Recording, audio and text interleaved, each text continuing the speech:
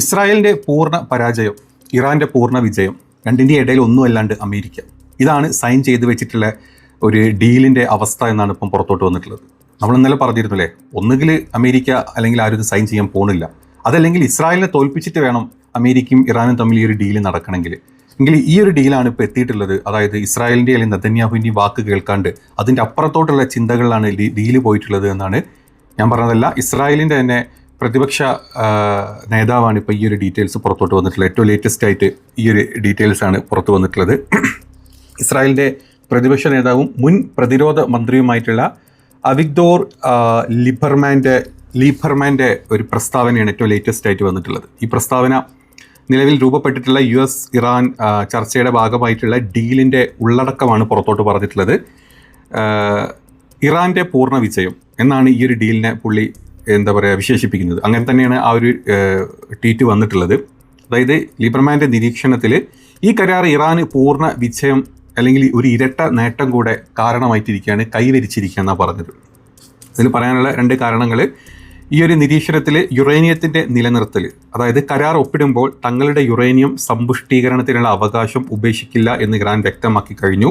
അത് US accept ചെയ്തു എന്നാണ് ഇയാൾ പറഞ്ഞിട്ടുള്ളത്. അതുമാത്രമല്ല, അമേരിക്കയുമായിട്ടുള്ള കരാറിലൂടെ തങ്ങളുടെ മേലുള്ള സാമ്പത്തിക ഉപരോധങ്ങൾ എല്ലാം നീക്കം ചെയ്യും. അതുവഴി തകർന്നടിഞ്ഞ തങ്ങളുടെ സമ്പദ് വ്യവസ്ഥ പുനർജീവിപ്പിക്കും. ഇതൊക്കെ ഇറാന് സാധിക്കാൻ പോകുന്ന കാര്യങ്ങളാണ്. ചുരുക്കത്തിൽ ആണവശേഷി പൂർണ്ണമായിട്ട് നശിപ്പിക്കപ്പെടാതെ തന്നെ ഇറാൻ്റെ അന്താരാഷ്ട്ര സമൂഹത്തിലേക്ക് ഇറാൻ ഇതാ തിരിച്ചെത്താൻ പോവുകയാണ്. ഇറാൻ്റെ ഡീലുകൾ നടക്കും. അതായത് ഇറാൻ്റെ ലോകത്തിലെ തന്നെ രണ്ടാമത് ഏറ്റവും കൂടുതൽ എണ്ണ ഉൽപ്പാദിപ്പിക്കുന്ന രാജ്യങ്ങളിൽ ഒന്ന് പെടുന്ന ഇറാൻ, വെനിസ്വേല കഴിഞ്ഞാൽ സൗദി, ഇറാനൊക്കെ വരുന്നുണ്ട്. അങ്ങനെ രാജ്യത്തിൻ്റെ കംപ്ലീറ്റ് ഉപരോധങ്ങൾ നീക്കിക്കഴിഞ്ഞാൽ ഇറാൻ ലോകത്തിലെ തന്നെ നമ്പർ 1 രാജ്യമായിട്ട് മാറാൻ പോവുകയാണ്.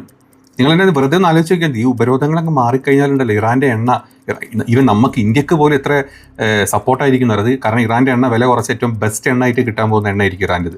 നമ്മളുമായിട്ട് നമ്മളെ സംഖ്യകൾ കുറയ്ക്കുന്ന ഈ സംഘപട്ടികൾ കുറയ്ക്കുന്നത് മാത്രമേ ഉള്ളൂ. അതല്ലാണ്ട് നമ്മൾ അവരുമായിട്ടുള്ള നല്ലൊരു നയതന്ത്ര ടൈപ്പ് ഉള്ളതുകൊണ്ടാണ് ഇന്ത്യൻ്റെ 3 പട്ടാളക്കാർ അല്ലെങ്കിൽ പട്ടാളക്കാരല്ല ഇന്ത്യയുടെ സെയിലേഴ്സ് മരിച്ചിട്ട് നമ്മുടെ മോദിജി വാ തുറന്നിട്ടില്ലെങ്കിലും വേണ്ടില്ല ഇറാൻ്റെ ഭാഗത്തുനിന്ന് അല്ലെങ്കിൽ ഇറാൻ്റെ സൈഡിൽ നിന്ന് ഒരു മെസ്സേജ് വന്നിട്ടുള്ളത്, അല്ലെങ്കിൽ അവർക്ക് ആദരാഞ്ജലികൾ അർപ്പിച്ചുള്ള മെസ്സേജുകൾ വന്നിട്ടുള്ളത്. അതാണ് ഇറാൻ നമ്മളുമായിട്ടുള്ള ബന്ധം. നമ്മളെവിടുന്ന് അങ്ങോട്ടുള്ള സംഖ്യകൾക്ക് ഒരു കൊണയും അവിടെ ഇല്ല എന്നുള്ളത് വേറെ കാര്യം. അപ്പോൾ ആ രീതിയിൽ ഇറാൻ്റെ മേലുള്ള സാങ്ഷൻസ് മാറിക്കഴിഞ്ഞാലുണ്ടല്ലോ നമുക്കടക്കം ലോകരാജ്യങ്ങൾക്ക് ഏത് രീതിയിലാണ് സപ്പോർട്ടാകുമെന്ന് പറയും. അതുപോലെ ഇറാൻ്റെ കയ്യിലുള്ള മിസൈൽ സംവിധാനങ്ങൾ ഏതൊക്കെ മറ്റ് രാജ്യങ്ങൾക്ക് ഉപകരിക്കുന്നു നിങ്ങൾക്കറിയും. ഇറാൻ അത് പുറത്തു കൊടുക്കുകയാണെങ്കിൽ അതിൻ്റെ നിർമ്മിച്ച് കൊടുക്കുകയാണെങ്കിൽ ഇപ്പം അമേരിക്ക അല്ലെങ്കിൽ റഷ്യ, ചൈന ഒക്കെ എങ്ങനെയാണോ ആയുധങ്ങൾ വെക്കുന്നത്, അവരുടെ ആയുധങ്ങളെക്കാൾ സപ്പോർട്ടോട് കൂടിയിട്ട് ഇറാൻ പല സാധനങ്ങളും പുറത്തിറക്കും. അപ്പോൾ ആ രീതിയിലോട്ട് കാര്യങ്ങൾ എത്തുമോ എന്നുള്ളത് ആരെ സംശയമാണ്? ഇസ്രായേലിൻ്റെ പ്രതിപക്ഷ നേതാവിൻ്റെ സംശയം കേട്ടോ.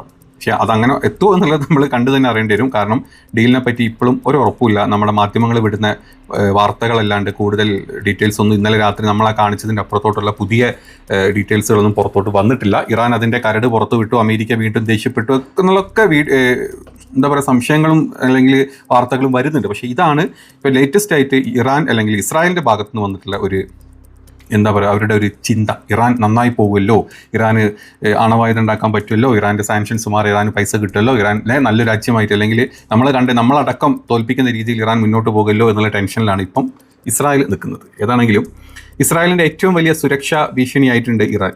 ഈ ആണവ പദ്ധതിയിലൂടെ അല്ലെങ്കിൽ ഈ കരാർ ഇറാൻ്റെ ആണവ മോഹങ്ങൾക്ക് താൽക്കാലികമായിട്ട് തടസ്സങ്ങൾ ഉണ്ടാക്കില്ല എന്നും ഇത് പൂർണ്ണമായിട്ട് ഇസ്രായേലിനെ ഭയപ്പെടുത്തുന്നുണ്ട് എന്നാണ് അവരുടെ ഒരു ഉൾച്ചിന്ത. ഭാവിയിൽ ഇറാൻ കൂടുതൽ ശക്തമായിട്ട് തിരിച്ചു വരുമെന്നും അവരുടെ പ്രോക്സി ഗ്രൂപ്പുകളായിട്ടുള്ള ഹിസ്ബുള്ള, ഹമാസ്, അതുപോലെ തന്നെ ഹൂത്തികളൊക്കെ ഇസ്രായേലിന് നേരെ വലിയ ആക്രമണങ്ങൾ അയച്ചു വിടുമെന്നും കൂടെ ലീബർമാൻ പറഞ്ഞിട്ടുണ്ട്. മറ്റ് ചില കാര്യങ്ങൾ ഉദ്ധരിച്ചിട്ടുള്ളത് ഇറാൻ ശക്തിയിലൂടെ കാര്യങ്ങൾ നേടിയെടുക്കാൻ പഠിച്ചു എന്ന ചിന്ത ഇസ്രായേലിൻ്റെ സുരക്ഷ അപകടത്തിലാക്കും എന്നാണ് ഇവരുടെ അഭിപ്രായം. എന്തായാലും നെതന്യാഹുവിനെ പ്രതിക്കൂട്ടിലാക്കുന്ന രാഷ്ട്രീയമാണ് ഇത് എന്നും കൂടെ പറഞ്ഞിട്ടുണ്ട്. അതായത് നെതന്യാഹുവിൻ്റെ തോൽവിയാണ് നമ്മൾ ഈ കാണുന്നത്. എന്തൊക്കെ പറഞ്ഞിട്ടും എന്തൊക്കെ ചെയ്തിട്ടും നെതന്യാഹുവിനെ ഏൽക്കാൻ പോകുന്ന ഏറ്റവും വലിയ തോൽവിയായിട്ടാണ് ഇസ്രായേലിൻ്റെ പ്രതിപക്ഷം ഇതിനെ കണക്കാക്കുന്നത്. കാരണം നമുക്ക് വ്യക്തമായിട്ട് തരാൻ നമ്മൾ വീഡിയോയിൽ എപ്പോഴും പറയുന്ന പോലെ തന്നെ ഇറാൻ മുട്ടുകുത്തിയിട്ടുള്ള ഒരു ഡീലിനും ഇറാൻ തയ്യാറാകില്ല എന്നുള്ളത് 100% ഉറപ്പാണ്. മുട്ടുകുത്തുകയാണെങ്കിൽ അത് അമേരിക്ക മുട്ടുകുത്തണമെങ്കിൽ അത് ഇസ്രായേലിനെ അതിനേക്കാൾ വലിയ മുട്ടുകുത്തിച്ചിട്ട് അമേരിക്കയെ മുട്ടുകുത്താൻ പറ്റുള്ളൂ എന്ന് നമുക്ക്. അപ്പോൾ ഈ ഒരു ഡീല് സൈൻ ചെയ്യും അല്ലെങ്കിൽ ഈ വരുന്ന വീക്കെൻഡിൽ ഡീല് സൈൻ ചെയ്യുന്നൊക്കെ പ്രസിഡന്റ് ട്രംപ് ഇങ്ങനെ വന്ന് പറയുന്നുണ്ടെങ്കിൽ അതിൽ എന്തോ ഒരു സംഭവമുണ്ട്. അതല്ലെങ്കിൽ അതിനേക്കാൾ വലുതെന്തോ അതിനേക്കാൾ വലിയ എന്തോ ഒരു ചതി അവർ പ്ലാൻ ചെയ്യുന്നതായിട്ടും നമുക്ക് ചിന്തിക്കാവുന്നതേ ഉള്ളൂ. കാരണം എത്രത്തോളമാണ് അമേരിക്ക ഇസ്രായേലിന് വിധേയപ്പെട്ട് ജീവിക്കുന്നതെന്നും എത്രത്തോളമാണ് ഗൾഫ് രാജ്യങ്ങൾ അമേരിക്കയ്ക്ക് വിധേയപ്പെട്ട് ജീവിക്കുന്നത് നമുക്കറിയാം. അപ്പോൾ ഇങ്ങനത്തെ ഒരു ഡീൽ, ഇറാന് പൂർണ്ണ ശക്തി കൊടുക്കുന്ന ഒരു ഡീലിലോട്ട് ഈ ഡീൽ എത്തുമോ എന്നുള്ള കാര്യത്തിൽ ചെറിയ സംശയമല്ല, ഒരു വലിയ സംശയം തന്നെ ഉണ്ട്. CNN-ൻ്റെ ഒരു റിപ്പോർട്ട് ഇപ്പോൾ ഇന്ന് രാവിലെ പുറത്തോട്ട് വന്നിട്ടുണ്ട്. അതായത് അമേരിക്കൻ ഇൻ്റലിജൻസിൻ്റെ സൈഡിൽ നിന്നുള്ള ഒരു റിപ്പോർട്ടാണ്. എന്തൊക്കെ ചെയ്തു കഴിഞ്ഞാലും യുറേനിയം ഇനി അമേരിക്കയ്ക്ക് കിട്ടാൻ പോകുന്നില്ല, അല്ലെങ്കിൽ ഇറാൻ്റെ യുറേനിയം ഒരു രീതിയിലും അവിടുന്ന് പുറത്തെടുക്കാൻ പറ്റാത്ത രീതിയിൽ ഇറാൻ അതിനെ മാറ്റിയിട്ടുണ്ട് എന്നാണ് ഈ റിപ്പോർട്ടിൽ പറയുന്നത്. അതായത് ഈ റിപ്പോർട്ടിൽ അതീവ ഗുരുതരമായിട്ട് ഉള്ള ഒരു അന്താരാഷ്ട്ര സന്ധിയിലൂടെയാണ് ഇപ്പം കാര്യങ്ങൾ കടന്നു പോകുന്നത്. പ്രത്യേകിച്ച് ഇറാൻ്റെ യുറേനിയത്തിനെ പറ്റിയുള്ള സാഹചര്യങ്ങൾ കടന്നു പോകുന്നതെന്നാണ് പറയുന്നത്. ഈ ഇറാൻ, അതായത് ഇസ്ഫഹാനിലും ഇവിടെയൊക്കെ വെച്ചിട്ടുള്ള ഈ യുറേനിയം, സമ്പുഷ്ടീകരിച്ച യുറേനിയം അമേരിക്കയ്ക്ക് ഒരു പ്ലാൻ ഉണ്ടായിരുന്നു. അതായത് കംപ്ലീറ്റ് ഇറാനിലോട്ട് ഇരച്ച് കയറി പോയിട്ട് അവിടെ പോയി നേരിട്ട് അത് എടുത്തു കൊണ്ടുവരാനുള്ള ആ ഒരു കരയുദ്ധത്തിലോട്ട്, അല്ലെങ്കിൽ അവിടെ കംപ്ലീറ്റ് ബോംബ് ചെയ്തിട്ട് അവർക്ക് കംപ്ലീറ്റ് എടുക്കാനുള്ള പ്ലാനിലായിരുന്നു അമേരിക്ക ഉണ്ടായിരുന്നത്. ഇറാൻ്റെ ഇൻ്റലിജൻസിന് നേരത്തെ തന്നെ അറിയായിരുന്നു. അതുകൊണ്ട് തന്നെ ഇറാൻ ഇത് മെയ്ഡ് ചെയ്തത് തന്നെ അത്രയും തരംഗത്തിൻ്റെ അകത്താണ്. പോരാത്തതിന് അതിൻ്റെ കവാടം കംപ്ലീറ്റ്ലി ഇറാൻ കവർ ചെയ്യപ്പെട്ടു എന്നാണ് പറയുന്നത്. അതായത് ഇറാൻ അത് ഒരാൾക്കും അങ്ങോട്ട് അടുക്കാൻ പറ്റാത്ത രീതിയിൽ അതിനെ കവർ ചെയ്തു എന്നാണ് പറയുന്നത്. അതായത് ഡൊണാൾഡ് ട്രംപിൻ്റെ നേതൃത്വത്തിലുള്ള US ഭരണകൂടം ഇറാൻ്റെ ആണവ ശേഷി ലക്ഷ്യമിട്ട് ഒരു സൈനിക കരസേന നീക്കം, അതായത് ഗ്രൗണ്ട് ഓപ്പറേഷൻ നടത്തിയേക്കുമെന്നുള്ള പൊതു ചർച്ചകൾ ശക്തമായതോടെ തന്നെ ഇതിൻ്റെ ഇൻ്റലിജൻസ് റിപ്പോർട്ട് ഇറാന് കിട്ടിയതോടുകൂടി തന്നെ ഇറാൻ പ്രതിരോധത്തിലായിട്ടുണ്ട് ആ സമയത്ത് എന്നാണ് പറയുന്നത്. അതിൻ്റെ ഭാഗമായിട്ട് ഇറാൻ അണുബോംബ് നിർമ്മാണത്തിന് തൊട്ടരികെ എത്തിയൊരു സമയമായിരുന്നു അതെന്നാണ് ഈ ഒരു CNN അല്ലെങ്കിൽ ഈ ഒരു ഇൻ്റലിജൻസ് റിപ്പോർട്ട് വരുന്നത്. ഈ ഒരു സമയത്ത് തങ്ങളുടെ യുറേനിയം ശേഖരം സൂക്ഷിച്ചിരിക്കുന്ന ഭൂഗർഭ അറകളുടെ പ്രവേശന കവാടങ്ങൾ ഇറാൻ ബോധപൂർവം തന്നെ ബോംബ് ചെയ്ത് തകർത്തു കളഞ്ഞു എന്നാണ് പറഞ്ഞിട്ടുള്ളത്. കൂടാതെ ഈ തുരങ്കത്തിന് ചുറ്റും മാരകമായിട്ടുള്ള ലാൻഡ് മൈനുകൾ വരെ ഇറാൻ അവിടെ സ്ഫോടക വസ്തുക്കളും അതിൻ്റെ അതായത് മാസീവ് എക്സ്പ്ലോഷൻസ് ഉള്ള മൈൻസും കാര്യങ്ങളും എല്ലാം കൂടെ ഇറാൻ ഇതിൻ്റെ ചുറ്റുഭാഗത്തും സ്ഥാപിച്ചിട്ടുണ്ടെന്നാണ് ഇപ്പോൾ CNN-ൻ്റെ, അതായത് അമേരിക്കൻ ഇൻ്റലിജൻസിൻ്റെ റിപ്പോർട്ട് CNN കൂടെ പുറത്തോട്ട് വരുന്നത്. നമ്മൾ വെറുതെ തള്ളുക ആരും പറയരുത് കേട്ടോ. നമ്മളായിട്ട് വിട്ടില്ല, അമേരിക്കൻ പത്രം അല്ലെങ്കിൽ അമേരിക്കൻ ഇൻ്റലിജൻസ് പുറത്തോട്ട് വിട്ടിട്ടുള്ള റിപ്പോർട്ടുകളാണ്. പ്രത്യേകിച്ച് ഇസ്ഫഹാനിലെ ആണവ സമുച്ചയം തന്നെ റിപ്പോർട്ടുകൾ പ്രകാരം ഇറാൻ്റെ സമ്പുഷ്ടീകരിച്ച യുറേനിയം ഏറ്റവും കൂടുതൽ ശേഖരിച്ച് സൂക്ഷിച്ചു വെച്ചിട്ടുള്ളത് ഇസ്ഫഹാൻ ആണവ സമുച്ചയത്തിലാണ്. ഭൂഗർഭ തുരങ്കങ്ങളാണ് ഇത് കംപ്ലീറ്റ്. ഈ കേന്ദ്രങ്ങൾ ലക്ഷ്യമിട്ടുള്ള ഏതൊരു വിദേശ അധിനിവേശത്തെയും പ്രതിരോധിക്കുക എന്ന ലക്ഷ്യത്തോടെയാണ് ഇത്തരത്തിലുള്ള സുരക്ഷാ കോട്ടകൾ ഇറാൻ അവിടെ നിർമ്മിച്ചിട്ടുള്ളത് എന്നാണ് അമേരിക്കൻ ഇൻ്റലിജൻസ് പുറത്തോട്ട് വരുന്നത്. പക്ഷേ ഇനി വരുന്ന അപകടങ്ങൾ ഇതിനേക്കാൾ വലിയ സങ്കീർണമാണ്. അതായത് അമേരിക്ക ഇനി അങ്ങോട്ട് അത് എടുക്കാൻ പോകുകയാണെങ്കിൽ, അതെല്ലാം തുരന്ന് മാറ്റി എടുക്കണമെങ്കിൽ അത് അത്രയും മെഷീനറീസ് അവിടെ കൊണ്ടുപോകണം. അമേരിക്കൻ്റെ സൈഡിൽ നിന്ന് അവിടെ കൊണ്ടുപോയിട്ട് അത് എടുക്കുകയാണെങ്കിൽ അവിടെ ഏതൊക്കെ രീതിയിലുള്ള മൈനുകളാണ് വെച്ചത് ഇറാന് മാത്രമേ അറിയുള്ളൂ. അതിലേതെങ്കിലും എന്താ പറയുക കറക്റ്റ് അല്ലാത്ത രീതിയിൽ അവിടെ ഒരു സ്ഫോടനം ഉണ്ടായിക്കഴിഞ്ഞാൽ അവിടെ കംപ്ലീറ്റ്ലി അതിനേക്കാൾ വലിയൊരു ദുരന്തം ഉണ്ടാകും എന്ന് അമേരിക്കയ്ക്ക് അറിയാം. അപ്പോൾ ഇത് അറിഞ്ഞുകൊണ്ട് അമേരിക്കയുടെ പട്ടാളക്കാരെ അല്ലെങ്കിൽ യുറേനിയം എന്താ പറയുക ഈ ന്യൂക്ലിയർ എഞ്ചിനീയേഴ്സിനെ അങ്ങോട്ട് വിടില്ല എന്നാണ് ഇവർ പറയുന്നത്. അതുകൊണ്ട് തന്നെ അമേരിക്കയ്ക്ക് ആ ഒരു കാര്യത്തിൽ ഇറാൻ്റെ മുമ്പിൽ ഇപ്പം മുട്ടുമടക്കമില്ലാണ്ട് വേറെ രക്ഷയില്ല എന്നാണ് പറഞ്ഞിട്ടുള്ളത്.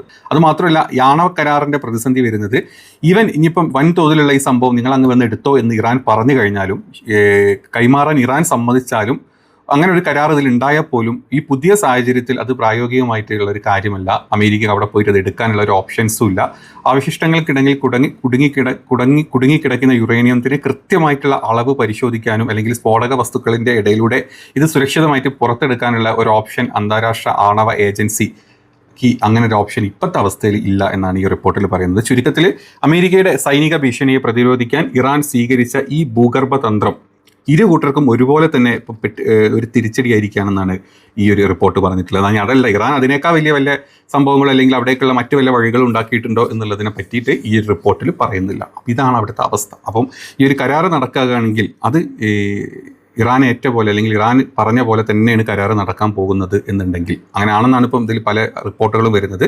അങ്ങനെ ഉണ്ടെങ്കിൽ ഒരു കാര്യം ഉറപ്പാണ്, അത് ഇസ്രായേലിന് ഏറ്റവും വലിയ തോൽവി തന്നെയായിരിക്കും. ഇതോടുകൂടി ഇറാൻ കൂടുതൽ ശക്തിയായിട്ട് വരും. അപ്പം GCC കൺട്രീസും അതൊക്കെ എല്ലാവരും ഇങ്ങനെ പേടിച്ച് തന്നെ ഇവിടെ നിന്ന് അങ്ങോട്ട് ഇരിക്കേണ്ടി വരും. ഇത് ഇറാൻ ബോംബ് ചെയ്യുന്നില്ല, ഇറാൻ അടിക്കാൻ ഇവരെല്ലാവരും കൂടെ ഒരുമിച്ച് അടിച്ചത്. അപ്പോൾ ഇറാൻ ശക്തി ഇങ്ങനെ കൂടുന്നതിനനുസരിച്ചിട്ട് ഇവരൊക്കെ ഒന്ന് പേടിച്ച് അങ്ങനെ ഒന്ന് വിറച്ചിരിക്കുന്നത് ഇപ്പോഴും നല്ലതായിരിക്കും. അപ്പോൾ കൂടുതൽ എന്തെങ്കിലും യുദ്ധത്തിൻ്റെ അപ്ഡേറ്റുകൾ ഉണ്ടെങ്കിൽ, യുദ്ധത്തിൻ്റെ അല്ലെങ്കിൽ ഈ ഒരു കരാറിൻ്റെ അപ്ഡേറ്റ് ഉണ്ടെങ്കിൽ നമുക്ക് അടുത്തൊരു വീഡിയോ ചെയ്യാം. മാക്സിമം സപ്പോർട്ട് ചെയ്യാം. ബൈ.